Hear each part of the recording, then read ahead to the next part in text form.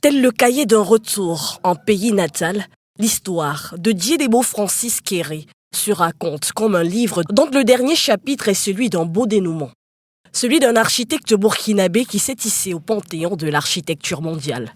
Sacré lauréat du prestigieux prix Pritzker 2022.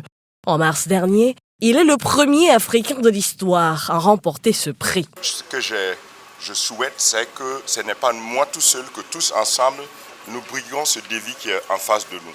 Ce défi qui est en face de nous, c'est-à-dire le terrorisme. Voilà. Et cette division sociale qui est en train de ruiner notre pays. C'est le défi à nous tous, ce n'est pas le mien tout seul. Et le prochain défi, c'est d'encourager tout le monde de penser autrement.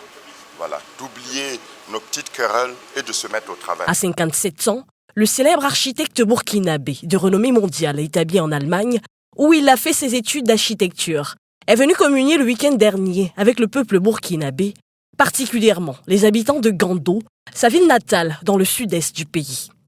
Gando, c'est également un petit village où il a reçu les honneurs traditionnels, lui, fils du chef du village dans les années 60, qui a dû s'en aller vers le village voisin pour être scolarisé faute d'école dans son village. L'histoire veut que le premier bâtiment conçu par Francis Kéré fut l'école primaire de Gando, ainsi que des logements pour les enseignants et une bibliothèque faite de matériaux locaux comme la terre.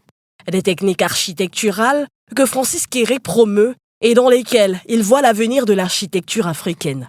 Des projets novateurs qui lui auront permis de concevoir des espaces publics à travers l'Afrique, l'Europe et les États-Unis, contribuant à l'obtention de son prix.